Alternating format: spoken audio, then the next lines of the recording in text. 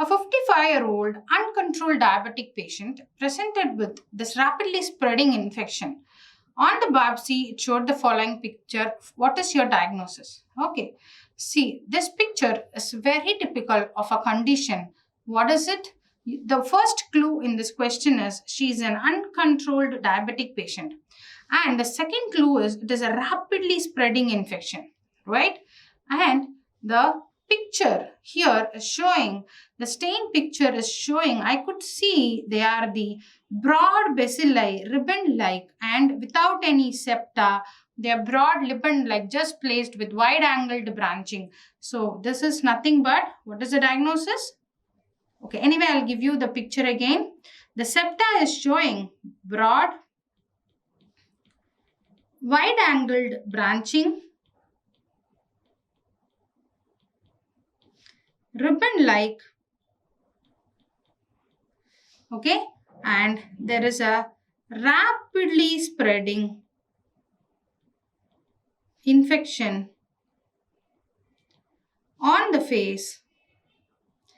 And you can see there is this blackening of the tissue. Why this blackening of the tissue happening? Because of the rapid spreading of the infection, there is the necrosis of the tissue that is caused by this characteristic fungus. This condition is rhinocerebral mucormycosis caused by zygomycetes. And how do you treat these patients? Is with IV amphotericin. IV amphotericin B is the drug of choice, okay? And this rhinocerebral mucormycosis is the most common presentation of the zygomycetes when it involves the deeper systems, okay? And it is very, very common in diabetes mellitus, diabetic ketoacidosis patients. Okay, so we'll move on to the next question.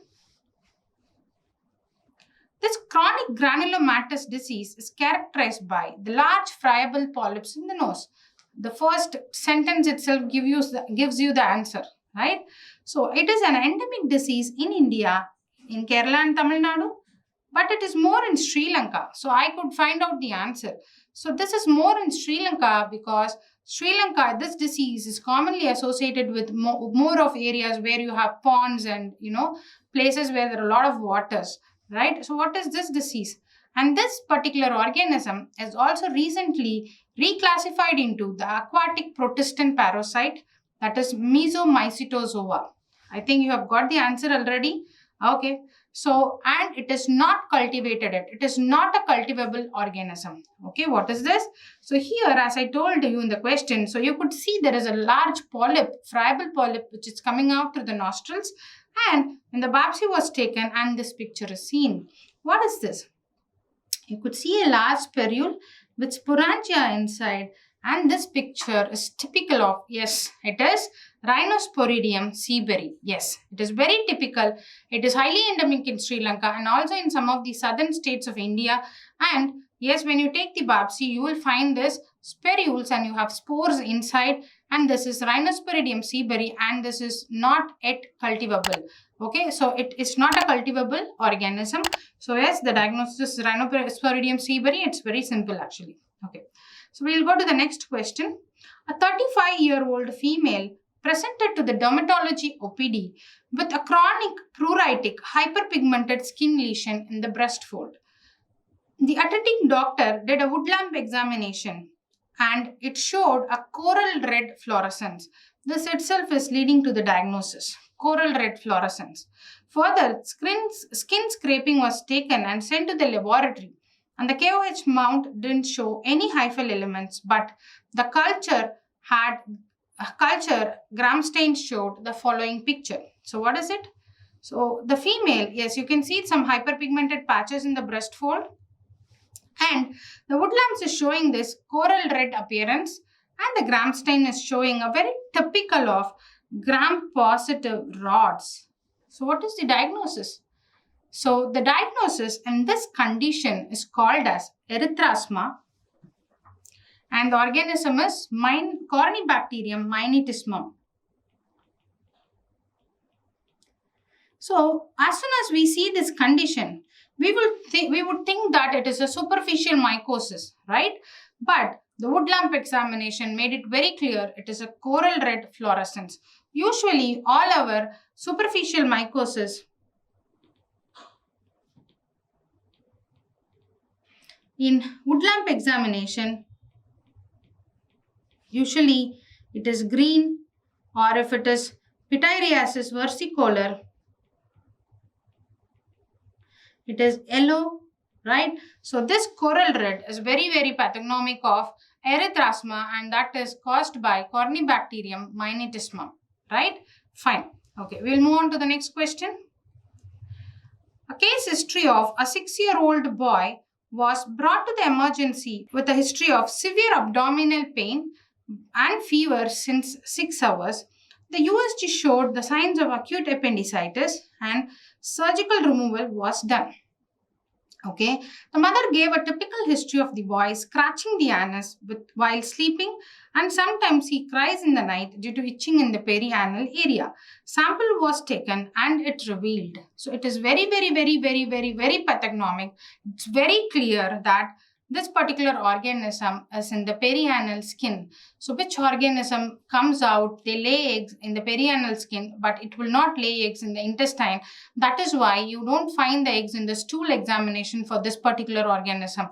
It is very typical of this organism, and the mother will give a very, very particular history that it is the baby has the perianal scratching in the night time.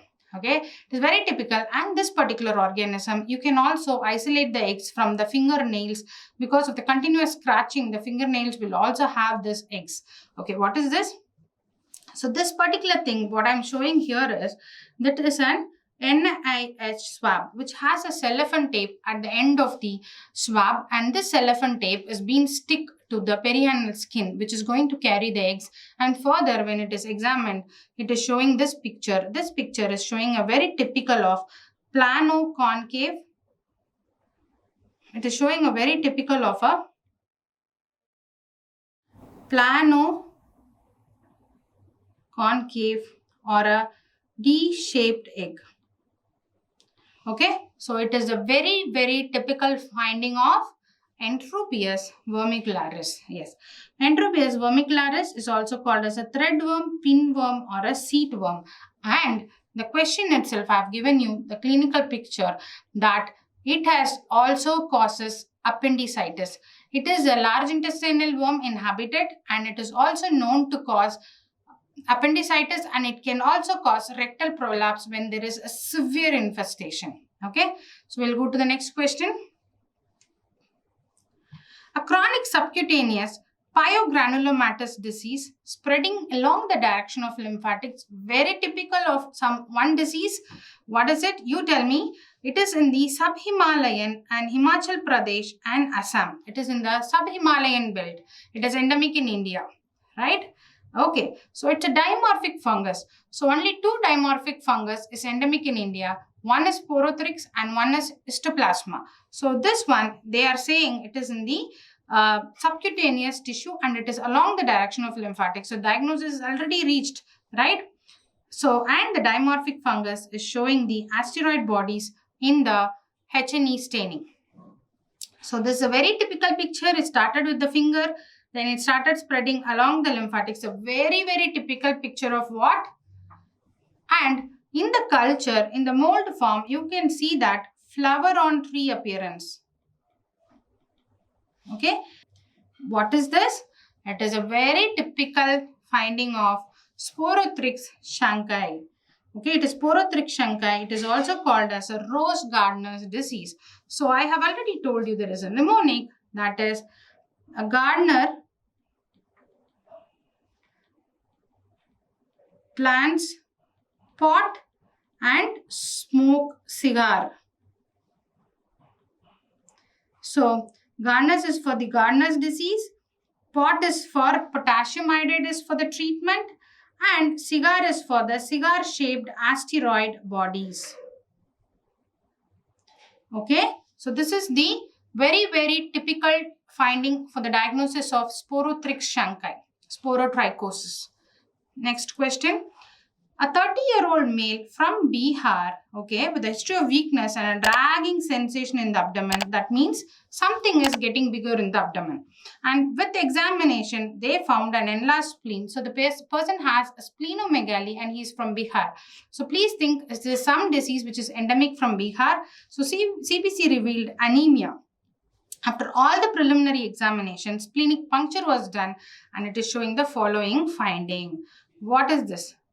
This is a very typical finding of you see this, inside there is a nucleus and there is a kinetoplast, okay. So this is a very typical finding of an LD body, okay. And this LD body, you can see it is found within the macrophage. So it is an intracellular parasite, okay. So this is a very typical finding of visceral leishmaniasis. So the caused by visceral Leishmania donovani, the diagnostic form is LD body, that is Leishman-Donovan bodies. These LD bodies are nothing but the A mastigote form of the parasite. Okay, very highly scoring topic, right? Okay, so now few straight liners. D-shaped egg is seen in, just now we have discussed, right? D-shaped egg is seen with Enterobius, right?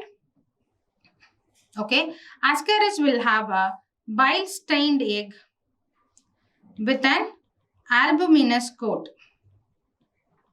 and Trichuris will have a barrel-shaped egg with mucus plugs at both the end, right? Strongyloides is a ovoviviparous. You will find only the larva in stool. Okay, so answer for this question is A. Okay, we'll go to the next question. No intermediate host is found in. Okay, the filaria, right? Man is the definitive host and mosquito is the intermediate host. For malaria, man is the intermediate host and mosquito is the definitive host, right? For schistosoma, man is the definitive host and cyclops is the intermediate host. For Ascaris, it has only one host, so there is no intermediate host for Ascaris. So the option is A. Non-halophilic Vibrio is Vibrio parahemolyticus, vulnificus, alginolyticus all will prefer to live at the salt concentration of more than 6%. So they're all the halophilic Vibrios. So the answer here is the non-halophilic Vibrio is Vibrio cholera. So the answer here is the option C. Cetrimide agar is used for, it is a selective medium for Pseudomonas. So the option is A. Salmonella we use XLD. Vibrio we use TCBS, Corynebacterium we use potassium telluride blood agar, that is KTBA and LSS. So the answer Cetrimide agar is for Pseudomonas. Okay, match the following. So remember broad-based budding, B for B. Broad-shaped budding is blastomycetes. You will find it. And cigar-shaped asteroboides is for the Sporothrix we just discussed. Spaghetti and meatball appearance is very classical finding of an yeast, that is Malassezia furfur, which causes the superficial mycosis. Pseudohyphae is very typical of Candida, and the cartwheel or pilot wheel appearance is shown by the Paracoccidioides. It is one of the dimorphic fungus. Okay, so now this is over. The next question. So antifungal, the inhibition of ergosterol synthesis is by means of azoles, yes, right? And acts on the mitotic spindle is, yes, griseofulvin. Binds to the ergosterol and affect the cell wall integrity is done by the polyenes, okay? The polyenes, whereas echinocandins will inhibit the beta-1,3 glucan synthesis, okay? The next question we will move on to. Draughtsman colony appearance is shown by, the answer is Streptococcus pneumoniae. It also shows a colony appearance of Karamcoin. It is by means of the autolysins secreted by the organism that causes a central depression and brings the colony appearance of Draughtsman. Bordetella will have a bisected pearl or a mercury drop appearance. Echinella will have spitting colonies. Staphylococcus will have an oil paint appearance. Okay, the answer here is Draughtsman's is Streptococcus pneumoniae.